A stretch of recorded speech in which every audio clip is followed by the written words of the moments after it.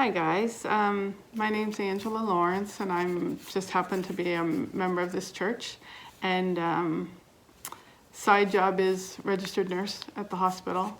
And Malcolm had thought it might be useful to maybe say a few words from the nursing point of view in relation to the COVID-19 and just the times that we're in.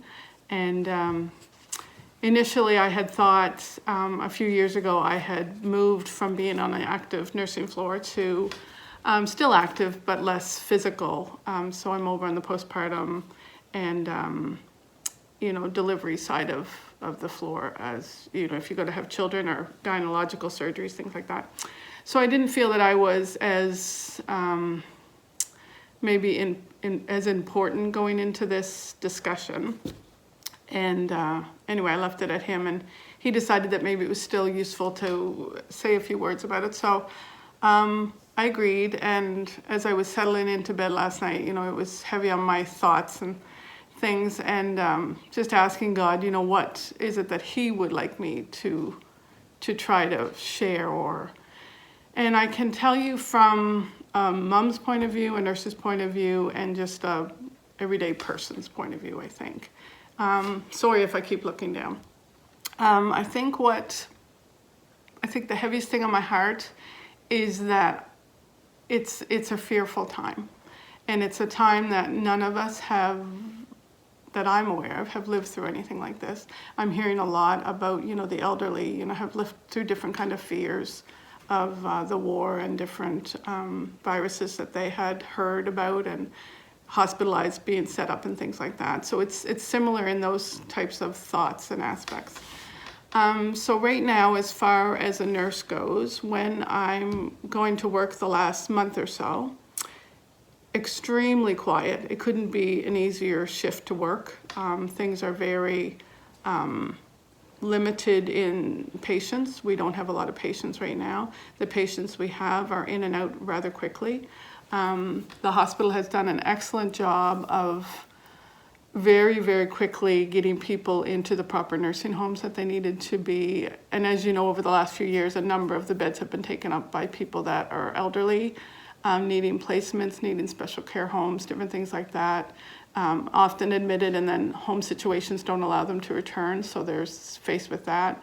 And a lot of families just find it the only way they can deal with it is they stay in the hospital until they're able to find their home situations. So immediately those people were found places.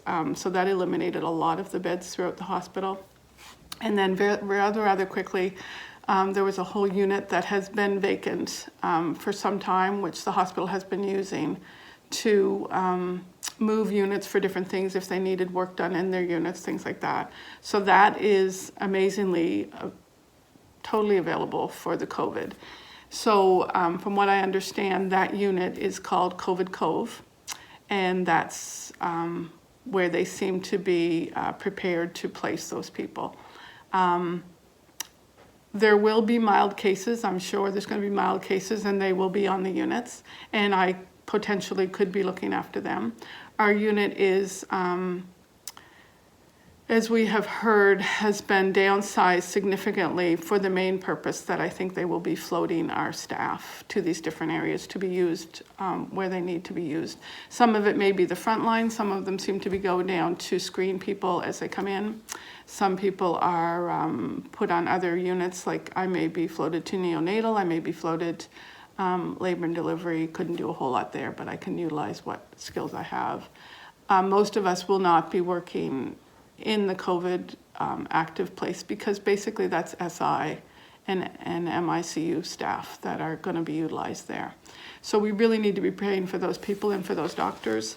Now, as a mom, I'm concerned that my kids would be surrounded by fear.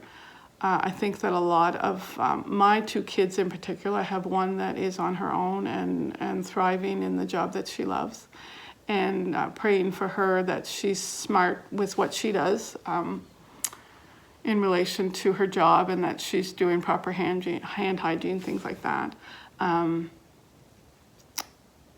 Her job has already been one that they have downsized their work groups to put them into different groups so that she works 1 week in one team and then the other team works the other week. So they're off like a week at a time. So that's already gotten her head a little bit, gives her a little bit more time to think and things like that, which isn't always good. So I think we need to be mindful of what we're listening to. We can get too much news and too much information, I think. What else? My other two are very heavy into schoolwork. The work is still heavy from school. Emails daily that they have to stay on top of, especially Alyssa in her 3rd year nursing. It's stressful because she doesn't want to lose ground on her degree. But yet she's torn with whether to be active in that care and things like that. So her part-time job is in a nursing home, so we need to pray for those girls as well in these nursing homes and care places, because these clients are high risk, and we need to be very mindful of how we're going into those positions and the families of those people, because they can't see their loved ones. And I think that can't be emphasized enough, that we aren't doing this just for ourselves, but we need to be thinking about them, and how sometimes the things that we're doing, we're not thinking, or we're thinking lightly about it. If these poor people who are at risk contract this, we can't be with them. And the only people who can be with them are the healthcare people. And if there's more than one that are actively dying, they may die alone. And that's not something that I desire. It's not something that I want people to have to go through. So when I think about this situation and my parents, like today, I ran some errands today. I'm troubled because I try to be actively caring and helping them, and you can't. You feel like you're not doing as much as you're supposed to be doing. And I think we have to trust that everybody is knowing that, everybody's loved, and we're doing everything in love. And sometimes that's distance. And when we're showing more distance, there's other ways. There's lots of ways we can communicate, whether it's FaceTime, telephone calls, texting. Things like that become a lifeline for them. And we need to be mindful of that. So as I was going to bed last night, this just came to me about giving the enemy power. I was feeling, and when I say these things, I'm speaking them just as much to myself. I think that we're giving the enemy power with our fear, with our anxiety, with, and for whatever reason, I don't know, I'm consumed by the news, and I'll have the news on almost all the time. And I'm finding that it's too much. I can even feel my heart race start to beat faster. And I worry about, what am I teaching my kids? I think that I'm being smart by being on top of the news, being on top of the medical, and I don't know if it's really helpful. And I thought today, maybe we need to shut it off. Maybe if most of us, you got your little bit that you needed and then shut it off. And if we have more, I think the enemy is just waiting for cracks to enter, and how much better in a society where we are now apart. We can't get together to worship. We can't get together physically together. We're certainly together in mind and spirit, but physically we are apart, and I think he's just waiting. So if we're mindful, if when we get together, I think we have to make purpose in that. So Sunday mornings, we're very purposeful in waking our children up, and we're all on the couch at the same time for worship time, on the screen with Malcolm.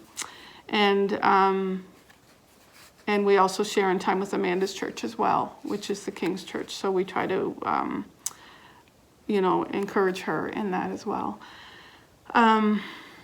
I was thinking today, as they press us to wash our hands, I wish that it would come, wouldn't it be great if they emphasize prayer as much as they do washing your hands? So maybe as we wash our hands, we could say a prayer every time we wash, because I think that we need to be praying for the people making the decisions. We need to pray. One of our big concerns is, as you've heard, is our equipment. there isn't enough equipment. There's no hiding that. They're going to do the best that they can, but the equipment is pretty much locked up in the units and it's counted, and we need to be very thoughtful of how we're using it.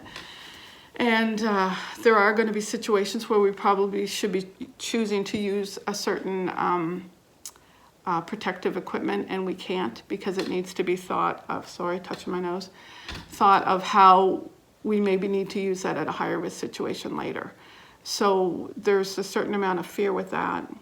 When we're walking around the units every day when we're working, even the physicians will say, it's an eerie feeling. You feel like, almost like I would imagine before a tsunami. Everything is kind of quiet. It's extremely quiet. There's no visitors. There's no extra people. There's no volunteers. There's very little people moving around that hospital except for just the basic staff that is needed. So it's a very nice working atmosphere right now, but we will often find ourselves throughout the shift just saying out loud, I wonder what it's going to be, what's coming, what's going to happen. So as you think of that, just pray for wisdom in what's to come. Pray for the physicians that are, they're waiting. Pray for good health for all of them. I know that they're not just thinking about themselves, they're thinking about their children and their wives at home. And, I heard my sister speak today. My niece is on the front lines as public health, and they've already discussed, her and her husband, of the point when maybe she can't come home. And I didn't really think about that because I'm that detached from it right now that I didn't even think that there would be a point that we can't go home to our families. And that may be, we may have to be quarantined for a time. So just pray for all of that. God has it all under control, and I think we just need to remember that. And we need to try to shut the TV off. And there are so many good things online. There's Ashley had Sadie Robertson yesterday, and really good things for kids, really good things for us. There's good music, and even today I was getting overwhelmed after watching the news, and I went downstairs to pray, and my heart was just racing. And that's with me knowing that God has control. So the people who don't give God that, how fearful they must be, and praying for their anxiety. And this can be a way that we can really impact people. We can really make a difference in the things that we say, and be real that we're fearful. Everybody can be uneasy about things, but it's how we're going to give it to God and how we need to let Him. And I was thinking today as well, how many of us have gone on mission trips, desire to go on mission trips. And I was thinking, what is it that makes us want to do that? And it's usually we're away from things. We want to be stretched. God generally stretches us quite a bit in those situations. And I thought, how much more can we be stretched right now? We're away from things that are normal. People are fearful because of the regular everyday things have been impacted differently. And I thought, why don't we all step up and let God stretch us and let Him use us in different ways? And so last night, Chris and I were in the car, and we went to people's yards, tried to contact a few people, went to a yard and prayed in the car.